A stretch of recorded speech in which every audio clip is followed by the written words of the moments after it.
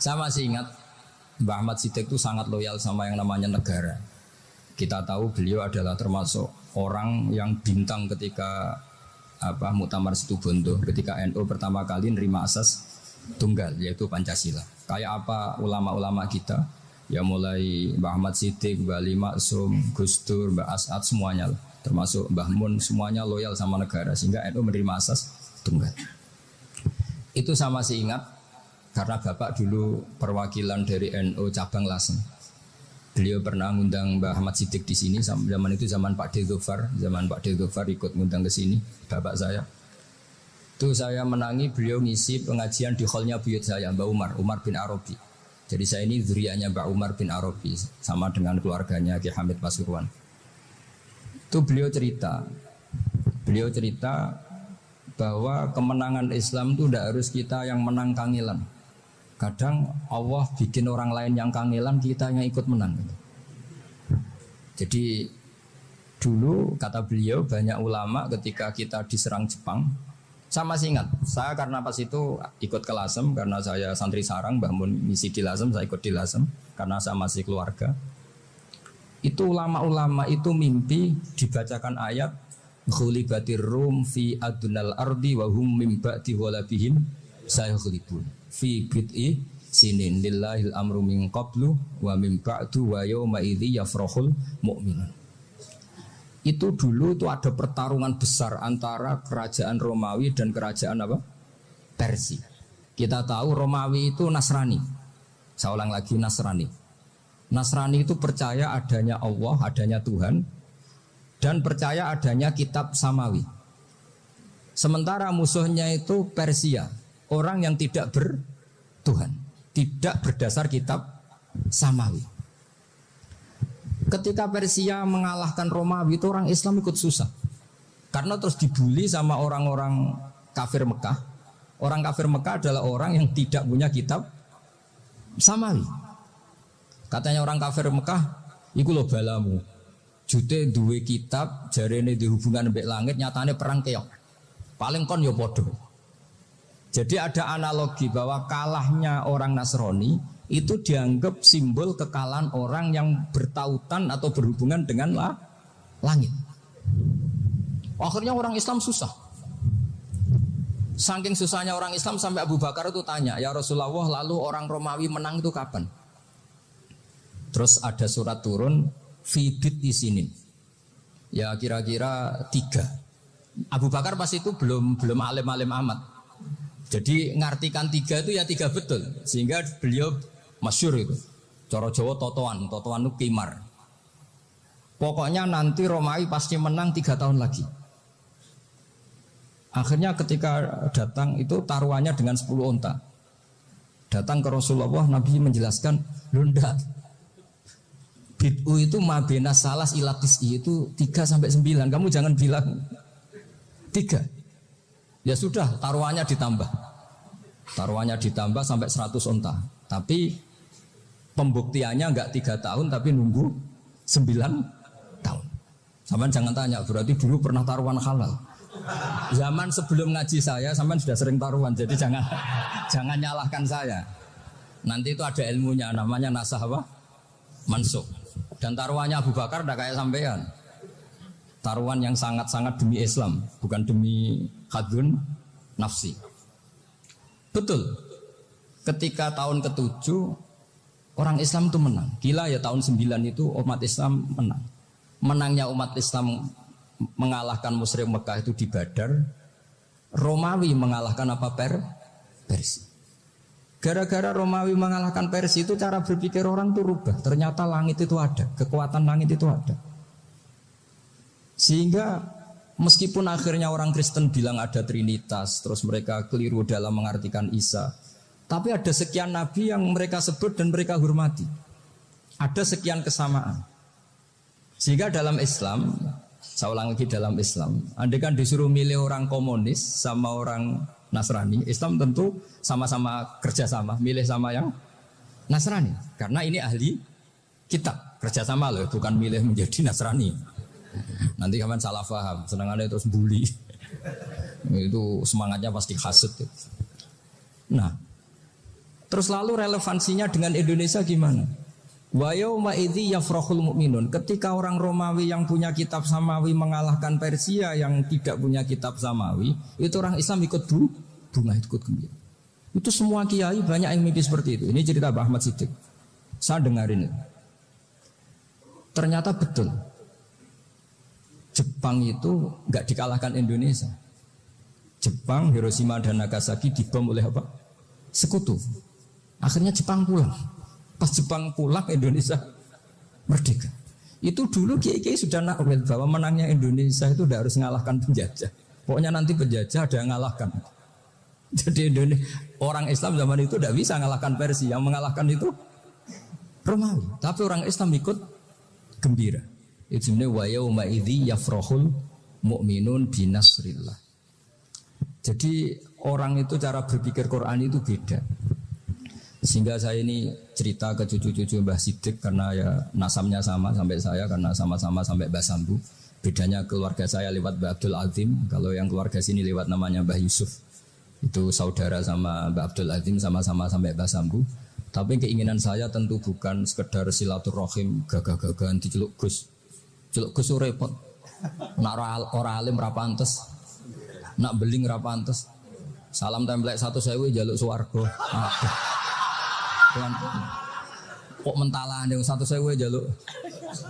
Kamu nginep di hotel 100.000 itu tidak cukup, apalagi untuk bayar apa? Surga itu nggak sopan sekali. 1 juta ya nggak bisa itu, 100 juta juga nggak jelas juga. Terus sampean mendingan nggak usah salam template, malah nggak mungkin masuk surga kalau.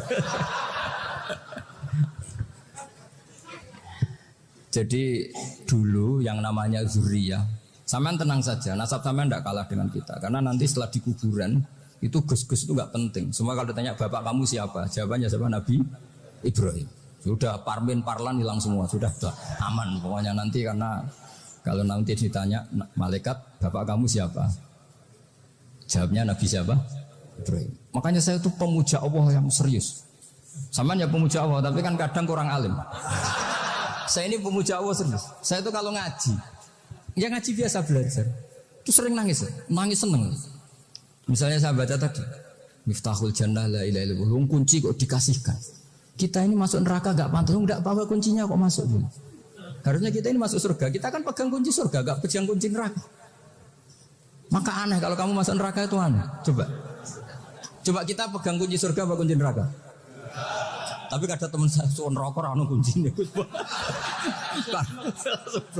Karena tidak ada pintunya. Terus saya bilang, kamu kok tahu? Memangnya mau ke sana kata saya. Saya tidak punya rencana tahu neraka. Karena nanti di antara syafaatnya Quran itu orang kalau mau masuk neraka tidak jadi. Ya nggak apa-apa ya diatur sendiri. Jadi di antara syafaatnya Quran itu orang nggak jadi masuk neraka. Jadi syafaat itu ada 2. Dari neraka diangkat ke surga, dan itu bisa lama itu. Tapi kalau syafaatnya Quran itu yang belum masuk neraka supaya nggak jadi masuk neraka. Karena neraka juga punya aturan, dia juga kena aturan fikih. Jadi, betul ini, saya ada punya. Jadi kena konstitusi apa? Fikih. Sama tak ceritani syafaatnya Quran itu ada orang itu beling itu fasik. Itu dihafal surat Tabarok. Hafal betul. Tabarakalladzi biyadihil mulku wa huwa ala kulli syai'in qadir alladzi khalaqal mauta wal hayata. Pertanyaannya gini, boleh enggak orang menginjak surat Baqarah? Boleh enggak? Enggak. Padahal orang hafal Quran itu artinya ayat itu ada di hatinya. Fa inna wa ta'ala la yu'adzibu qalban wa al-Qur'ana. Allah tidak akan menyiksa hati yang menyimpan Quran, yang jadi flash disknya Quran, yang jadi rekaman Quran. Singkat cerita orang ini hafal. Pas ketemu Mungkar Nakir prosedur kan, ini orang fasik mau diantemin sama Mungkar Nakir. Prosedur ya, dia kan prosedur standar. Si surat Tabarok akhirnya menjelma jadi seseorang yang gagah berani. Kamu nggak boleh nyiksa orang ini. Saya ini kalamullah. Kalau kamu nyiksa dia berarti nyiksa saya. Kamu berani sama kalamullah. Wah ya tidak berani jadi Mungkar Nakir. Tapi orang itu nakal, harus saya gebukin. Tapi kata Quran tadi, tapi saya di situ pasti kena saya. Oh debat, nggak ada lajnahnya, ini nggak ikut. Kalau Gus Wirjon ikut jadi lajnah. Kalau jadi lasnya pasti kroninan, kalau santrinya dimenangkan. Wah, akhirnya debat. Ya sudah kita ketemu Allah. Akhirnya Mungkar Nakir sama Quran tadi surat Tabarok datang sowan sama Allah. Terus kata Allah, memangnya kenapa Mungkar Nakir? Saya harus nyiksa dia karena dia fasik ya Allah. Memangnya kenapa surat Tabarok? Saya ada di situ. Menurut aturan orang tuh nggak boleh injak-injak Quran. Kalau dia nutuk saya, nutuk Quran. Itu harus dikasih tahu fikihnya Mungkar Nakir. Akhirnya Allah ngendikan gini ke surat Tabarok, ya sudah terserah kamu. Kalau terserah pulau Gusti, Mungkar Nakir gak boleh nyentuh orang ini. Ya sudah selamat ya. Sehingga terus itu sama baca di termasuk mukjizatnya surat Tabarok di tafsir Ibnu Katsir banyak. Karena tadi logikanya malaikat itu juga kena aturan fikih. Sehingga banyak ulama termasuk Said Muhammad ngendikan pertanyaan Mungkar Nakir itu tidak semua orang kena. Kalau semua orang kena, nanti kalau tanya Nabi Muhammad, waman Nabi Yuka, kacau kan jawabnya. Nabi kamu siapa? Lu saya ini Nabi. Ya kan? Lah nanti kalau pas ketemu Nabi Ibrahim, waman Abuka, ya, jadi repot kan? Makanya ada kiai yang guyon kalau ditanya, Marab buka, saya ini guru tauhid sembrono. Saya ini ngajar Umul Baro ini kamu tanya Marbuka. Masyhur itu keramatnya Imam Malik itu. Ada Ashabu Malik, rajulun min ashabi Malik. Beliau ditanya Mungkar Nakir Marbuka manabiuka. Imam Malik datang, ini seumur-umurnya itu ngajar tauhid. Kok kamu bedai enggak sopan kamu? Dan kita berharap barokah sampean ngaji nanti itu. Yes. Malaikat itu anak sungkane gitu. Jadi dan saya meskipun guyon itu serius. Bedanya orang alim sama ndak itu di situ. Kalau orang alim itu guyon itu masih benar, masih serius. Coba saya bacakan ayatnya. Ala inna auliya Allahi la khaufun alaihim wa lahum yahzanun. Terus lahumul busyra fil hayatid dunya fil akhirah. Artinya kalau Mungkar Nakir dengan penampilan garang gitu, berarti ada ketakutan apa enggak? Ada. Padahal ciri utama walinya Allah tidak ada ketakutan. Makanya itu termasuk dalilnya Sayyid Muhammad. Tidak semua orang alami seperti itu. Karena wali-wali itu la khaufun alaihim wa lahum yahzanun. Wah anak kiai Mungkar Nakir cok buat tidur wedek. Iku rezeki ora kok pertanyaan itu. Nak konan santri piye? Lho isen wis kiai dihanjuti Mungkar Nakir. Malu gak kira-kira? Mesti pelengahan konan santri piye? Nah jawabannya gampang karena pernah ngajar tauhid. Makanya Sayyidina Ali ini cerita ini ada di kitab Nurul Dholam. Sama di kitab Nurul Dholam karangannya Syekh Nawawi Banten. Itu Sayyidina Ali itu ya, andekan orang biasa mungkin ya agak-agak hasut, tapi ini wali gak boleh kamu katakan hasut. Dia itu mangkal sama Umar. Orang kok setiap orang pernah dibentak. Apa dia berani bentak Mungkar Nakir? Penasaran. Bagaimana kerengnya Umar itu berlanjut enggak gitu kira-kira. Akhirnya minta, ya Allah saya minta kasyaf. Ya karena yang minta Sayyidina Ali karena mau wajah dituruti sama kasyaf. Dilihat Sayyidina Umar pas meninggal itu. Jadi hasud itu ya kadang penting asal baik. Loh betul bahasa Kanjeng Nabi kadang la hasada illa fisnaten. Itu Nabi bahasakan ya hasad. Gus Firson aja yang nafsirkan ghobtoh itu kan gaya-gayanan sebagai ulama. Aslinya Nabi ngendikannya itu la hasada illa fisnaten. Ulama yang ganti itu namanya ghobtoh. Wong Nabi sendiri nyebut hasad kok kamu tafsiri ghobtoh. Ya hasad ya hasad. Udah tidak usah ditawil-tawil pokoknya gitu. Kalau sama nggak percaya nggak apa-apa. Kok gitu aja kok repot. Karena sama nggak percaya kemungkinannya dua. Satu nggak ngerti. Dua sama-sama alim kan dari awal kalau sama-sama alim kan laisali alimin ayuqallida aliman akhor. Kita nggak perlu saling mengikuti. Ngapain hasud? Biasa aja. Akhirnya Sayyidina Ali kasar. Pas Umar bangun, setelah mati kan bangun, setelah meninggal bangun. Mungkar Nakir datang dengan perangai yang sangat garang. Itu digambarkan Sayyidina Ali matanya itu kalkidril ghali. Kayak apa? Kendil yang apa? Mengangang. Wah seru. Sayyidina Ali senang, paling takut ini Umar. Senangnya bukan main. Wah ini mesti takut Umar. Biasa. Ternyata enggak. Umar malah bangkit. Woi Mungkar Nakir ya. Kamu tahu menghadapi siapa? Itu betul ya. Kamu itu menghadapi temannya ahabbal khalqi ilallah. Yang diandalkan temannya bukan dia. Kamu tahu yang kamu hadapi, saya ini teman kekasihnya Allah. Jadi boleh kamu ngandalkan Mbak Virjon. Tapi nanti resikonya mungkar tanya, itu Virjon siapa? Wah itu masalah kan. Makanya syaratnya wali itu harus ma'rufun fis sama. Di langit sudah populer.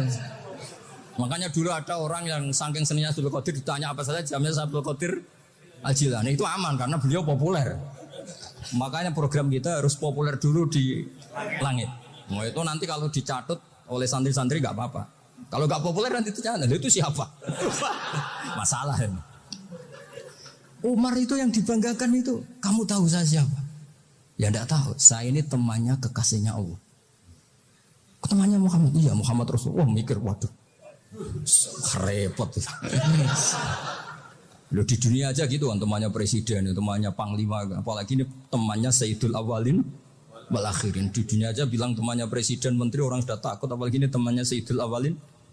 Hanya karena terus konfirmasi sama Allah, gimana ya Allah ini ngadepi. Sebetulnya yang diandalkan itu temannya, bukan dia. Wah, akhirnya sama Allah dibilang, ya bu, ya sama seorang seperti itu bu yang sopan. Terus semenjak itu Mungkar Nakir itu nggak selalu berpenampilan seperti itu, sangat. Jadi semoga itu konsisten sampai nanti. Jadi kamu kalau ingin nggak takut Mungkar Nakir, jadi wali. Karena syaratnya tadi hanya wali sing la khaufun alaihim wa lahum yahzanun lahumul busyra fil hayatid dunya fil akhirah. Jadi orang itu kalau ngaji itu harus khatam. Jangan semuanya kena pertanyaan. Dan kalau semuanya kena pertanyaan nanti repot. Kalau Nabi Muhammad ditanya waman Nabi juga. Nabimu siapa? Lu kan terus jadi aneh. Jadi makanya ngendikane Sayyid Muhammad semua ulama lah, enggak ada am kecuali ditaksis. Kecuali sifatnya Allah. Misalnya bikulli syai'in alim ya benar-benar bikulli syai'in alim. Tapi kalau am semuanya pasti ada taksis meskipun dalam muhawarah muhadasah biasa. Ya, misalnya contoh gampang istri kamu baru seneng kamu, Mas nak pengen apa-apa itu lapor aku gak apa-apa Mas, mesti aku seneng gak sama lapor. Iku di aku pengen wayo. Langsung jadi apa wae. Mesti apa wae maksudnya kecuali itu gitu. Padahal kalau ngomong Mas sampean ingin apa saja tak dukung. Sampean bilang pengen iku wayo. Kira-kira disetujui apa enggak? Sama seperti kita kalau punya teman akrab, wes nang omahku gak apa-apa, anggap aja omahmu dewe. Terus mlebu-mlebu kamar. Jadi tidak ada am kecuali di taksis. Artinya kalau ada cerita bahwa orang mati pasti ngalami ditanya Mungkar Nakir, itu pasti ada am yang di taksis. Itu pasti juga dialami para anbiya, para auliya. Karena ciri utama wali itu la khaufun alaihim walahum yahzanun. Kemudian saya yang mau cerita ya supaya sampean bisa menghadapi dunia global ini, tak bawa tafsir Munir termasuk tadi. Kenapa orang Islam Rasulullah SAW itu lebih senang kalau yang menang itu orang Nasrani Romawi ketimbang yang menang itu orang Faris, dalam hal ini ateis. Karena orang ateis itu lebih ngeri. Sebetulnya beberapa penemuan sains, terutama di ilmu medis, itu orang Amerika. Kayak cloning. Tapi orang Amerika itu masih dilarang oleh gereja untuk mengaplikasi. Karena nanti bayi cloning itu dipakai suku cadang. Di Amerika masih ditentang oleh fatwa-fatwa agama, baik Islam maupun Kristen. Tapi di Cina itu dipraktekkan. Karena nggak ada halangan agama. Di Cina itu biasa ada kondom diolah lagi jadi alat-alat aksesoris. Di Amerika tidak ada karena masih ada agama, masih ada larangan. Sehingga orang Islam itu lebih takut kalau yang menang itu Persia, karena terus cara berpikir ternyata Tuhan itu tidak ada, langit nggak ada perannya. Jadi ketika yang menang Nasrani masih berpikir itu pertolongan Tuhan, meskipun mungkin cara mengatakan Tuhan beda dengan kita. Tapi ada satu kesamaan bahwa kekuatan samawi itu ada. Jadi disebut ghulibatir rum fi adnal ardi wa hum min ba'di ghalabihim sahlib. Di sini diterangkan oleh Syekh Nawawi supaya kamu tidak salah paham. Sebetulnya kamu katakan misalnya wah itu paham liberal, sebenarnya saya tidak tersiksa. Cuma takut yang mengatakan seperti itu cek goblokir atau ngaji gitu. Itu aja masalah saya. Ini saya baca, ya saya baca ini karangannya Syekh Nawawi karena tadi kata Mbah Firjon ngaji itu harus sama orang yang bersanad. Saya ini kalah sama beliau itu berkali-kali. Secara nasab saya harus manggil Mbah. Secara silsilah ilmu saya juga kalah lagi. Saya sering disewani sama cucu-cucu Syekhona Khalil. Kiai Siddiq itu termasuk murid dekat beliau Syekhona Khalil. Kalau itu berarti kan Gus Firjon, Ahmad, terus Mbah Siddiq. Mbah Siddiq ngaji Syekhona Khalil. Syekhona Khalil itu pernah ngaji langsung sama Sayyid Zaini Tahlan. Berarti beliau dari Sayyid Zaini Tahlan itu baru generasi kelima. Sementara saya itu sudah ke-7 atau ke-6. Saya, Mbah Mun, Mbah Karim misalnya, Mbah Hashim, Mbah Mahfud Termas, Sayyid Abi Bakar Sato, yang arangnya Anatul Talibin, baru Sayyid Zaini Tahlan. Berarti saya ke-7, kalah lagi. Tapi untuk jadi wali biasanya cepat saya.